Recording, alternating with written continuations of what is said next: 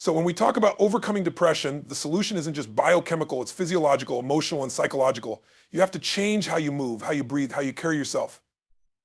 Imagine someone behind a curtain, and I ask you to describe their posture if they were deeply depressed.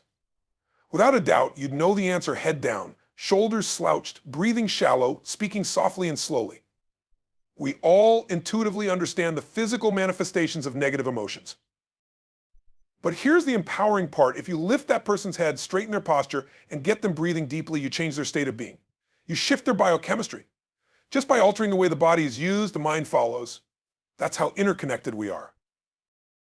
However, the transformation doesn't end with physiology.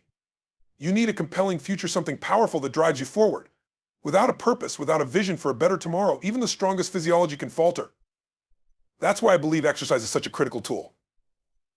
It pushes you beyond your comfort zone physically, which forces mental and emotional resilience. But beyond the physical benefits, it gives you the drive to pursue something more, to focus on something greater.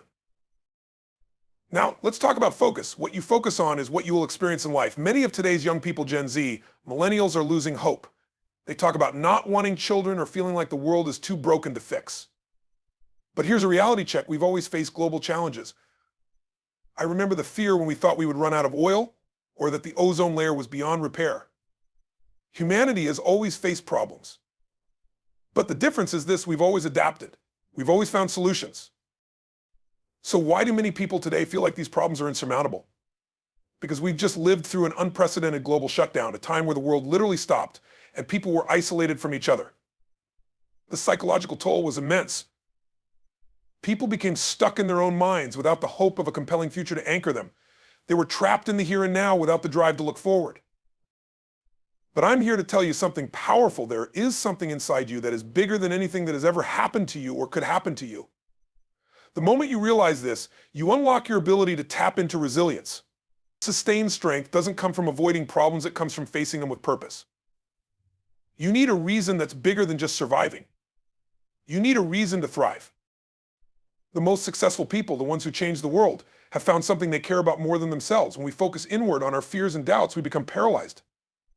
But when we shift our focus to something greater, a mission, a calling, a contribution, suddenly all those fears seem small.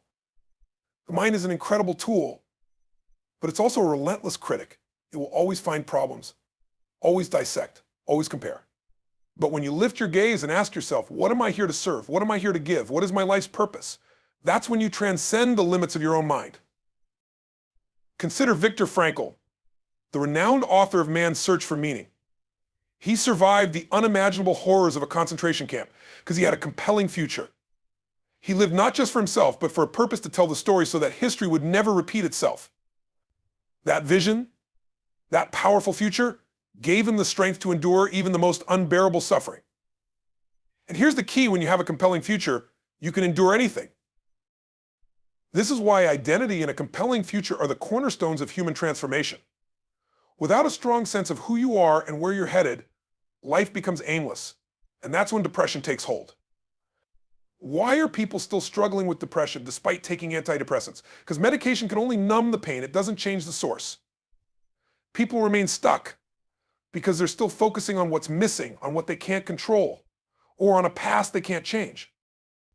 You cannot move forward by looking backward. You must shift your focus to the future. The moment you choose to focus on what you can create, rather than what you lack, everything changes. Here's the most powerful truth I can offer you today: choice is a gift. It's always available to you. You have the power to choose what you focus on. And whatever you choose to focus on is what you will experience. You can choose to focus on the pain, the suffering, the things that bring you down, or you can choose to focus on the things that lift you up, the things that make you grateful, the things that inspire you. This is the power. You hold the power to decide how you experience life. You are not a passive victim of circumstance. You are the author of your story. And that story is shaped by where you direct your attention and what future you build for yourself. So stand tall, breathe deep, envision the life you want, and then start walking toward it. Every step you take forward, no matter how small, brings you closer to the life you deserve. Progress equals happiness, and when you keep growing, you will feel truly alive. Your future is yours to create.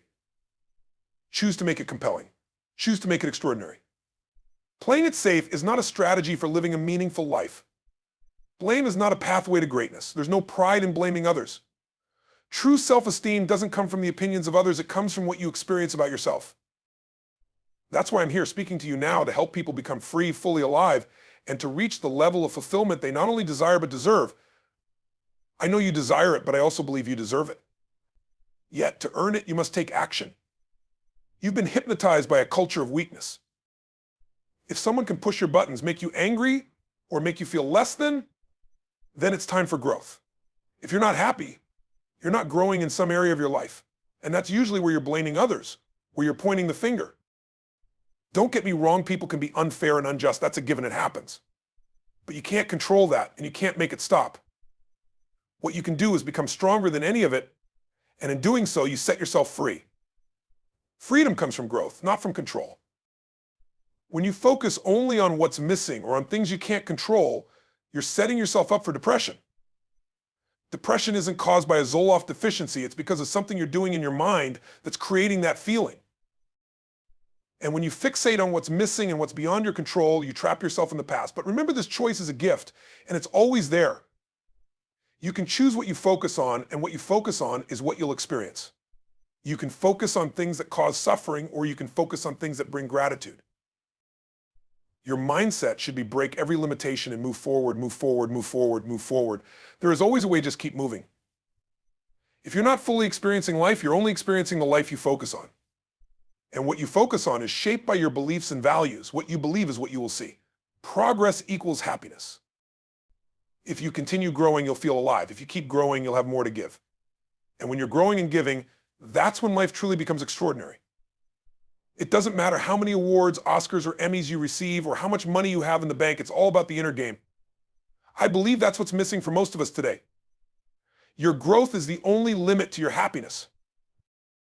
You're not overweight because you lost your job, so stop blaming. Blame isn't a strategy for a meaningful life. Blame is not a strategy for greatness. That's the first thing you need to resolve. If someone tells you your entire life that you're worthless, and a part of you says you're wrong, and I'm going to prove it, many people have done that. They didn't buy into the negativity. Or if someone tells you you're beautiful all your life and yet you still think, I'm not really beautiful, what people say doesn't matter at all. It's what you stack, what you build, what you create. It's the habit of what you put in your head. And today, I don't blame you. We live in a culture that constantly blames someone else for everything. But blame is not a strategy for pride. That's why you see people who blame others, they're angry all the time. So what should you focus on? If you could only focus on one thing, focus on the thing you most desire to change, the thing causing you the most pain. If it's a relationship, go all in on fixing that. In today's world, you rarely have the luxury to focus solely on happiness. You can train yourself to be happy while dealing with health or business challenges. You may need to work on both your financial and personal life, and I would encourage you to do both. If you're unsure where to begin, start with the body. I always teach physiology first, change the body, and you'll change your emotions. When you change your emotions, you'll change your decisions, and that will transform the quality of your life. Because the quality of your life is determined by your emotions. It's not about what you get. You can have $1 billion and still commit suicide. People have done it. You can have beautiful relationships and still be deeply unhappy. You can be loved by many and still feel sadness. Our emotional patterns are our home, and we must upgrade that home. You have to train your emotional state. One way to do that is through movement, how you move, how you breathe, how you speak. When I used to be depressed, something I no longer experience because I eliminated it from my life, I even took the language of depression out of my vocabulary. The words you use trigger biochemical responses. Back then, when I was having those thoughts like, is there a reason to keep going? That crazy conversation in your head, I pulled myself out of it by using anger at first. Sometimes if someone is really sad or depressed, I make them angry. People may ask, why make them angry? Because anger is far more empowering than depression. From anger, I can get you to laughter. From laughter, I can lead you to action. Gradually, I realized I no longer needed anger. It became about growth, about contribution, and about finding deeper meaning in life. Is depression merely a product of how we think, or does trauma carry such immense weight that it triggers a biochemical chain reaction we cannot escape? Billions of dollars have been invested into research, yet we are still struggling to break people free from its grip. Why? Because while biochemistry plays a role, the core of depression is far more nuanced. It is rooted in what we choose to focus on and how we feel. Here's the thing that can change your biochemistry in an instant. Close your eyes and imagine something terrifying that can instantly fill you with fear. Close them again and picture something soothing that can calm you within seconds. This shows us an essential truth: the mind and body are not separate entities. They work in perfect unison, affecting one another in profound ways.